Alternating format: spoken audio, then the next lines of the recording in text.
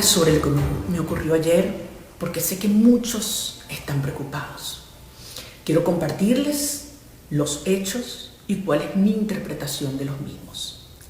Al salir de la enorme concentración en Chacao, muchos ciudadanos me rodearon y me acompañaron hasta que me monté en una moto que me iba a sacar. Dos otras motos me acompañaban. A la altura del Liceo Gustavo Herrera, nos trataron de interceptar varias motos con efectivos armados de la Policía Nacional Bolivariana. Tenían armas largas afuera. Pudimos avanzar y a la altura del distribuidor Altamira escuché varios disparos. Las motos de la Policía Nacional Bolivariana nos interceptaron. Un funcionario me preguntó mi nombre para confirmar que se trataba de mí. Inmediatamente, por detrás, fui brusca y fuertemente arrancada de la moto y me montaron en otra, en el medio de dos hombres. Así son ellos. Atacan a una mujer por la espalda. En el trayecto escuché repetir un par de veces que se dirigían a Boleita.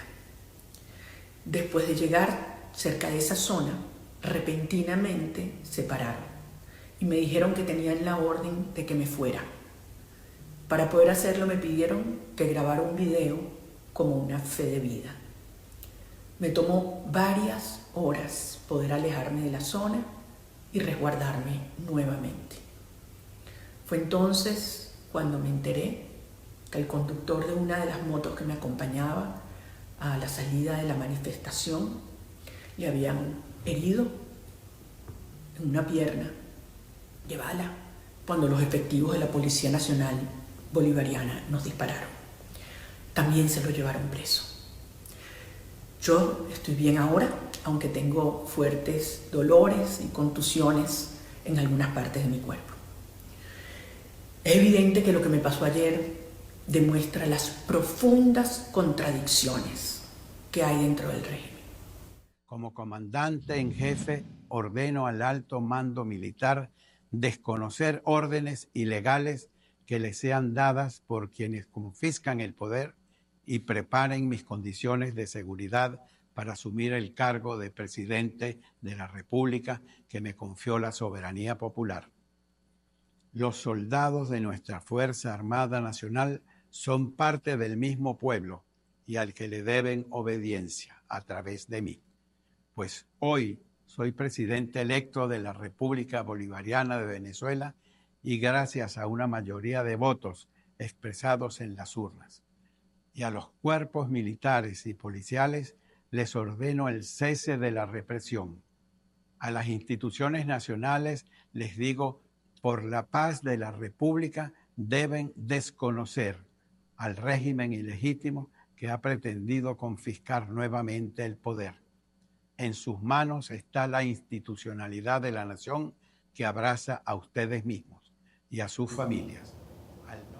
Palabras de Edmundo González Urrutia, presidente electo de Venezuela, no investido, porque durante el día de hoy, 10 de enero, tomó posesión Nicolás Maduro Moros en Venezuela. Analizamos el tema internacional hoy con Felipe Cuello, experto en temas internacionales, y Pascal Peña, experto también en temas internacionales, abogado por demás. Nuestros invitados hoy, o a nuestros invitados les pregunto, ¿cómo sobrevivió Venezuela el día 9 de enero, que fue ayer? Secuestro de María Corina, dejan ir a María Corina, Edmundo González, expresidentes, el papel que ha jugado Estados Unidos, el papel o la imagen de quienes llegaron a la toma de posesión de Nicolás Maduro Moros y la destitución en República Dominicana del dirigente del MIU, sonriente, dándole la mano y el abrazo a Nicolás Maduro, a quien el presidente de la República, Luis Abinader, le dio una honrosa destitución porque lo mucho hasta Dios lo ve, ¿verdad? Bienvenidos. Gracias. No, el papel de Estados Unidos, Yulisa, en estos 4 años con el gobierno de Joe Biden, hay que darle una calificación mixta, porque por un lado levantaron las sanciones, le permitieron ese respiro al régimen de Maduro cuando estaba en uno de sus peores momentos, pero sí consiguieron, a cambio de eso, que se pudiera efectuar esas elecciones con la metodología del conteo del balotaje, de que fuese un sufragio dentro de las condiciones que llevan luego de eso a que la oposición venezolana pudiera alardear las actas recogidas una por una en cada centro de votación. Pudieron conseguir hasta un 80% de las actas, según ellos, y dar evidencia de que efectivamente habían ganado la candidatura de Edmundo González Urrutia como presidente electo. Hoy, 10 de enero, se reconoció por parte del gobierno dominicano, también por parte del gobierno de Estados Unidos y algún que otro gobierno que todavía estaba indeciso, entre comillas, por no decir que habían desconocido con ese artefacto diplomático de decir, bueno, estoy dispuesto a reconocer a Maduro, pero tienen que enseñarme las actas de Maduro para yo dar ese paso. Claro, se sobreentendía que esas actas de la Comisión Nacional Electoral de Venezuela no iban a corresponder con las actas que se habían automáticamente producido a partir de las máquinas de la votación real, y por ende el artefacto que usó Maduro para mantenerse en el poder hasta el día de hoy y se pudo juramentar fue no publicar esas actas, con lo cual dejó en el aire esa definición de los países que estaban pidiendo esas actas. Pero bueno, está vivo el asunto y seguiremos dándole seguimiento. Yo solamente quiero puntualizar y tal vez dividir. República Dominicana no ha reconocido a Edmundo como presidente electo. Sí ha reconocido que el gobierno de Maduro no es un gobierno legítimamente elegido. A diferencia de otros países como Estados Unidos, Argentina, donde sí se le ha dado el tratamiento y ha habido un reconocimiento expreso de presidente electo. Como bien preguntabas hace un momento, lo que vimos ayer, lo que vimos hoy, era lo que tal vez se preveía. Vimos un pueblo tal vez no lo suficientemente unido, no vimos una fuerza militar que evidentemente estuviera bajo el mandato o el mando del presidente electo, vamos a decirle así, como aparece en el mensaje, Edmundo González Urrutia. Y el resultado de eso, entonces, vimos que Maduro hoy se juramenta, bajo las instituciones legales correspondientes, es el presidente, lamentablemente, de Venezuela. Legales entre comillas, porque la maneja él mismo. Así es, pero es conforme los dictámenes legislativos y bajo la estructura de la asamblea o el órgano electoral correspondiente, que no lo ha hecho. Entonces, Edmundo González Urrutia, y por eso me parece una postura adecuada de República Dominicana de no reconocerlo, porque las instituciones venezolanas no han sido quienes han reconocido todavía a González Urrutia. Esto es un poco, digamos que mucho de retórica, mucho de semántica, ambivalencia. Si Nicolás Maduro controla el CNE de Venezuela, que es el equivalente para la gente que no sabe lo que estamos diciendo, es el equivalente de la Junta Central Electoral de República Dominicana. Correcto. Controla la Suprema Corte de Justicia o su equivalente en Venezuela, controla el Congreso, y el que no está de acuerdo con lo que él dice lo manda a sacar o simplemente no aparece. Y después aparece, sabrá Dios de cuál forma, pero no, de mala forma. ¿Cuál es la atribución legal que se le está dando a esas figuras? ¿Cómo puede Edmundo González Urrutia siquiera pensar que esos elementos o esas instituciones le van a dar algún tipo de ganancia de causa? Absolutamente. Es complejo. Muy complejo, y como tú dices, es retórica, semántica, nosotros hablar de una cosa u otra. Y ahí solo el pueblo, aquí hay varias opciones, o el pueblo, creo que lo mencionamos en algún programa, de hecho, que hacíamos el símil con otros países y otras situaciones muy, tal vez con particularidades. Siria, una población evidentemente con un contexto histórico diferente, pero ha sido la población y grupos armados que se han unido para sacar a Assad. Pero has dicho algo muy importante, unidos con los militares. Y eso es justamente. A Venezuela le falta un brazo militar. Completamente. Bueno. O si no, y aquí te doy la palabra, o si no, sentarse en un proceso de negociación con países con incidencia en Venezuela. no es hacer esta ruta diplomática De que se América. hizo con América, Unión Europea, no. Tal vez, insisto, con países como Estados Unidos, que tú lo mencionabas. Ahora con Trump vamos a ver si puede generar algún tipo de ayuda con Rusia, China, los países que han declarado formalmente a Irán. a Irán. El apoyo. Una locura, pero y así otros países de ese bloque. Y podría tal vez, ojalá, generarse incidencia que podría llevar, lo dudo mucho, pero es uno de los escenarios hipotéticos, que podría llevar a este régimen hoy, tal vez podríamos llamarlo dictatorial, a la fuerza, no reconocido o ilegítimo, a negociar una salida pacífica.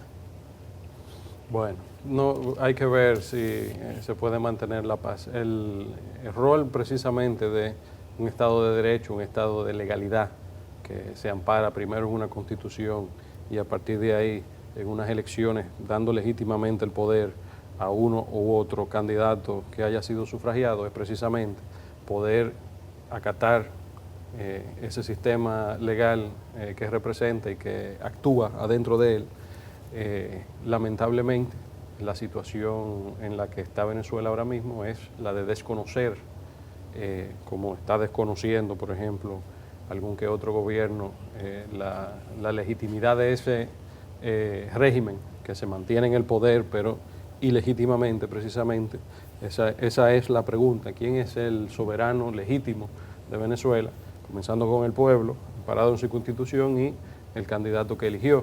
Entonces, el que esté en Venezuela está, vamos a decir, justificado en desconocer cualquier orden que se le dé por parte del gobierno que existe en Venezuela, aunque no sea el gobierno legítimo, y también está amparado en seguir cualquier orden que reciba de Edmundo González Urrutia en su calidad ya de presidente legítimamente electo.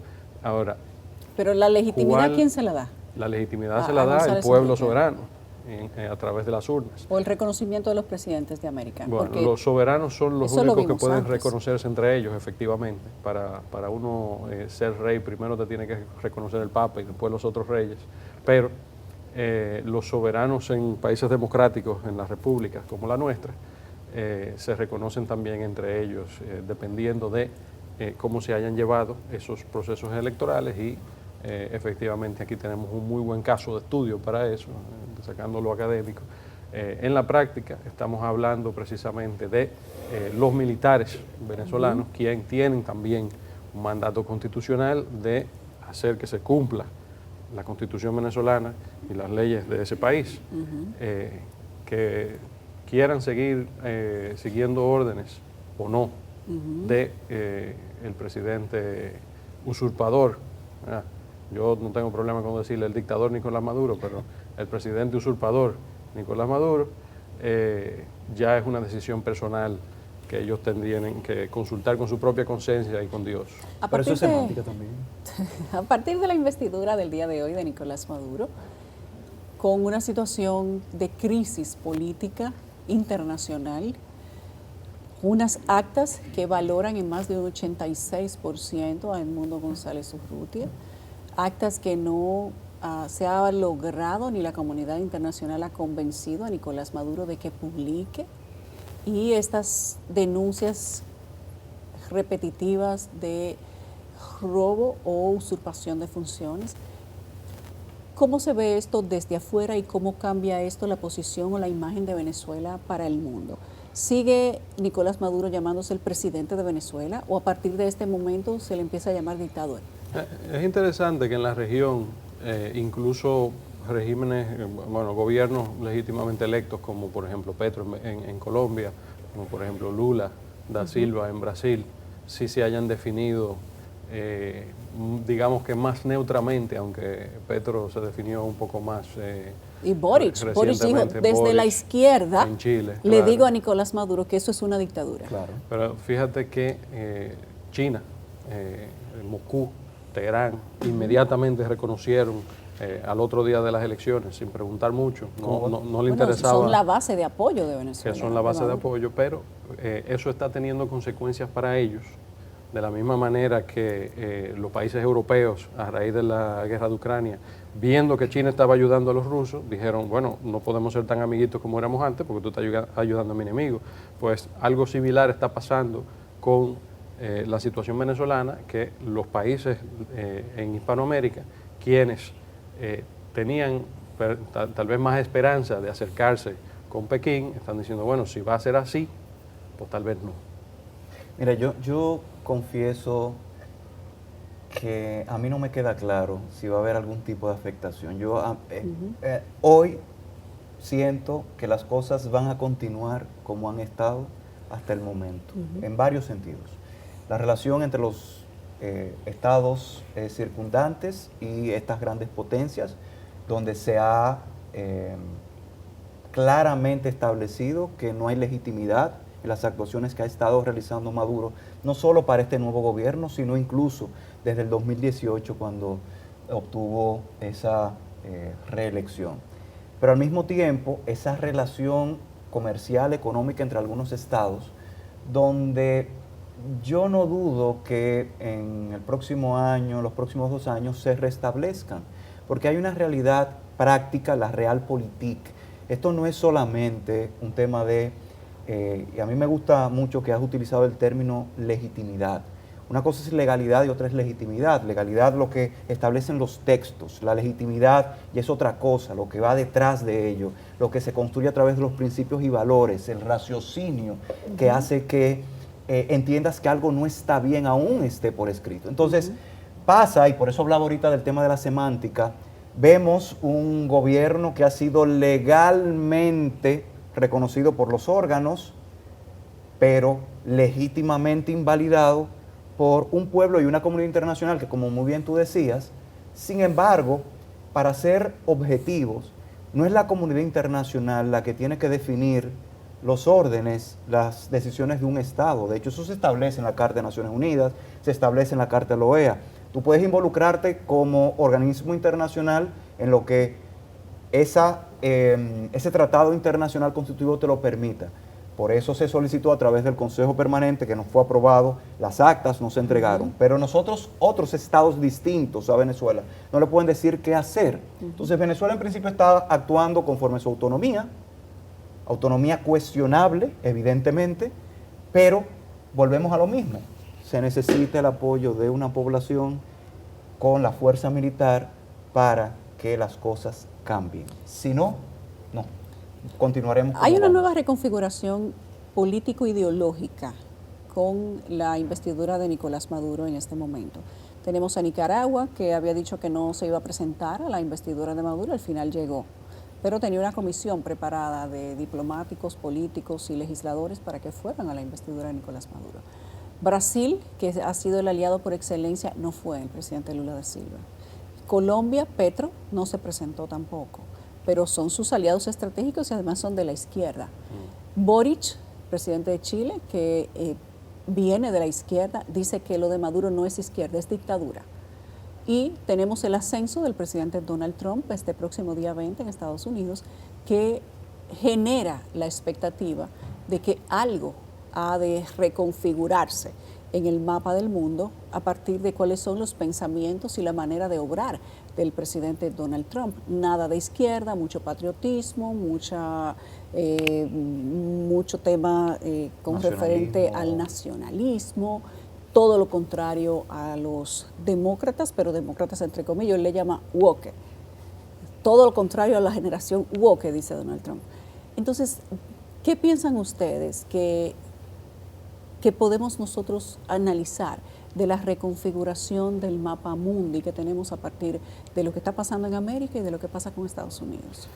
Mira, ahí mi principal preocupación, yo diría, porque en la última administración de Trump, la de 2016 a 2020, existió un enviado especial para la situación venezolana que tenía rango de embajador, pero como las relaciones seguían rotas, pues no podía existir tal cosa como un embajador americano en Venezuela. Ese señor, quien había sido funcionario de George Bush en un gobierno pasado, cometió un error que yo creo que vale la pena rememorarlo. En el momento en que hubo ese ímpetu, ese empuje para aupar a Juan Guaidó como presidente por el artefacto constitucional del Congreso, hubo un concierto en un pueblo en Colombia, justo del otro lado de la frontera venezolana, un pueblo que se llama Cúcuta. Y a mí nunca se me olvida que en ese concierto de Cúcuta, que lo vio el mundo entero y que se donó una cantidad importante de dinero a la causa de la oposición venezolana, había un mapa donde estaba el concierto, en la parte de atrás, la que salía en todas las cámaras, y ese mapa incluía la provincia también usurpada del vecino, la República Cooperativa de Guyana, el Esequibo. Y a mí me pareció un error muy de fondo de parte de ese Departamento de Estado que estaba en ese momento, haber caído en ese engaño, porque ni Estados Unidos reconoce esa provincia como parte de Venezuela, ni tampoco la gran mayoría de la comunidad internacional. Entonces ya estamos hablando recordando que Maduro entra a la presidencia por la muerte de Chávez. Maduro se impone nuevamente en las elecciones amañadas que dan raíz a lo de Juan Guaidó, y ahora vuelve y se reelige con un fraude electoral. Yo creo que incluso, bueno, precisamente estamos hablando de semántica, yo creo que ya podemos graduarlo de dictador a tirano. O sea, se está imponiendo por la fuerza, hay una tiranía, pero volviendo al tema de lo de Cúcuta, estamos viendo acciones tiránicas, como por ejemplo la absorción de una provincia que no es parte del territorio soberano venezolano. Cambiaron la bandera, le pusieron una estrella más para representar esa provincia extra que se están erogando. Y efectivamente, pues, para que usted pueda distinguir entre un tipo de venezolano y otro, ¿cuántas estrellas hay en la bandera venezolana? Hágase esa pregunta. Y si usted ve una con estrellas de malla, usted sabe ¿a quién con le quién corresponde? usted Dicen está. que 7 aquí. Son 6. Sí. Deben ser 6, pero hay 7. Bueno, si usted ve un venezolano con tantas estrellas, hay problema. Retomando tu pregunta. Eran 7 y le pusieron 8, me dice nuestro productor. Exacto, son 8, sí, 7. Retomando tu pregunta sobre la Recomposición. Creo que es importante resaltar y dividir en dos partes. Tú muy bien hacías referencia a quienes asistían a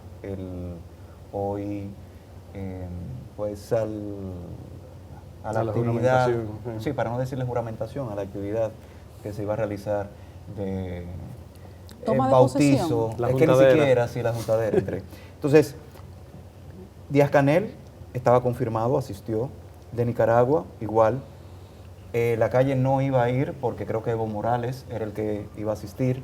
Y después todos los demás, y es importante que lo mencionaste, fíjate que Lula, Brasil, y Petro, Colombia, no asistieron, pero enviaron representación. Y es producto justamente de las relaciones, de las importantes relaciones comerciales que tienen históricas entre ambos países.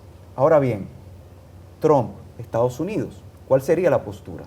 Hemos mencionado aquí que a partir, como resultado de la entrada ahora del mandato de Trump en 10 días, el 20, y con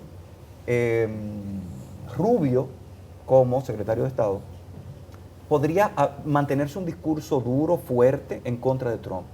Pero aquí, como mencionaba tal vez fuera de cámara, tenemos que tener un ojo visor leyendo todas estas declaraciones recientes de Trump con respecto a la conquista a la fuerza o no de otros territorios. Se ha hablado de Groenlandia, se ha hablado del Canal de Panamá, entre otros. Del Golfo de del México. Golfo de América, que es la propuesta de Trump porque son los que más trabajo realizan.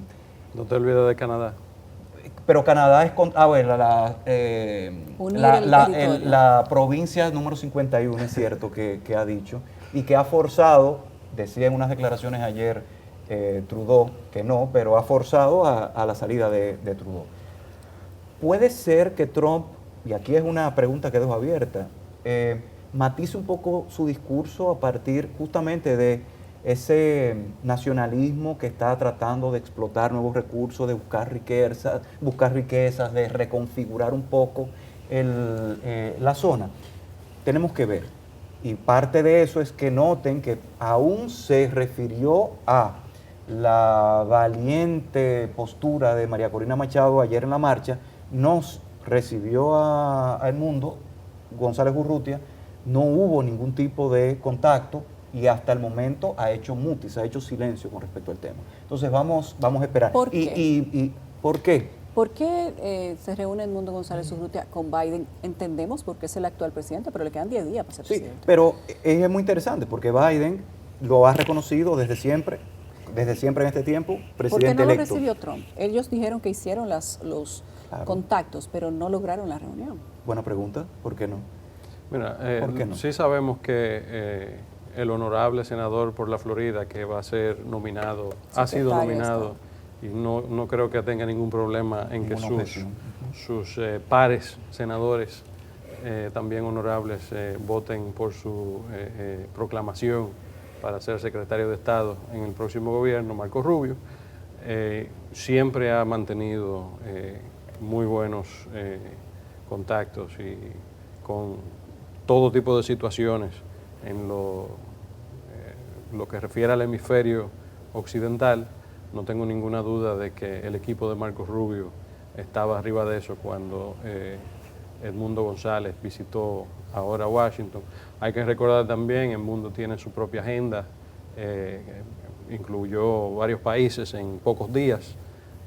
En Washington habrá durado, si acaso, 24 horas, fue mucho. No, duró más tiempo y de hecho estuvo en espera, creo que fueron 3 días, se reunió el primer día y estuvo en espera creo que 2, justamente para tratar de, o se hablaba de tratar de reunirse y ahí surgió una información que creo que luego fue aclarada sobre el yerno, que iba a cambiar el viaje porque supuestamente al yerno lo habían secuestrado, etcétera. Sí. Pero él estuvo de hecho ha sido fue el país que más tiempo duró. Mira, volviendo a lo de el concierto de Cúcuta, a mí siempre me ha parecido una línea argumentativa importante, lo que los venezolanos del exilio llaman la opoficción.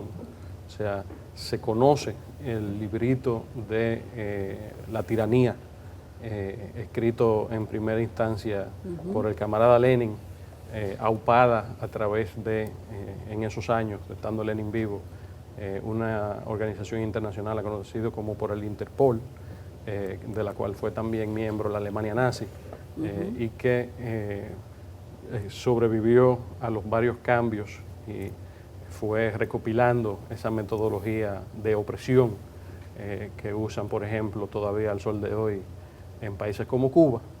Y pues ahí la línea es relativamente recta, desde allá hasta Caracas del 2025. Pues me parece a mí que dentro de lo que existe ahora mismo, la llamada oposición venezolana, hay que asumir que está muy bien seguida por el gobierno venezolano, por no decir, por lo menos en parte, controlada por ella. Eso yo creo que es algo que necesariamente se tiene que ir cayendo de la mata. Tenemos que hablar de cuál es el papel que juega República Dominicana y su democracia a partir de que ha tenido que destituir al único representante de la izquierda que tenía en materia internacional. Gracias a Dios que lo ha hecho, porque hasta lo mucho Dios lo ve, basta ya de irrespeto. Boni Cepeda renunció también de cultura. Bueno, por lo menos le quedaba un chin de dignidad, porque lo último que la gente pierde dicen que es la dignidad, qué bueno. Y la esperanza también. También, ¿qué espera el Caribe con el ascenso de Donald Trump a partir de este próximo 20 de enero? ¿Y qué cambia entre republicanos y demócratas? ¿Cómo va a ser la recomposición de Estados Unidos cuando se decía que el país estaba arropado por la izquierda, por los woke, por los, ellos dicen nazis? nazis de la democracia, hay una cantidad de cosas y que el país estaba yendo al destricadero moral. Y es evidente que muchas personas que antes votaban demócrata, en este caso votaron republicano. ¿Qué cambia el ascenso de Donald Incluyendo Trump? un 58% de iberoamericanos ciudadanos en Estados Unidos masculinos. Así es. En el lado femenino fue un poco menos, pero fue un total de 45% en el voto hispanohablante, cosa que no deja de ser un gran logro para un candidato republicano. Así es. No, ¿Qué cambia con Trump y cómo se ve el ascenso de la nueva gobernadora de Puerto Rico? Ahora con estos aires de liberación que tiene esa isla, no vota. No es un estado anexo, una colonia, pero prácticamente sin voz ni voto. ¿Qué puede cambiar a partir del ascenso de Trump? La gobernadora está Pero eso ustedes me prometiendo. lo van a decir después de la pausa. Ah, ok.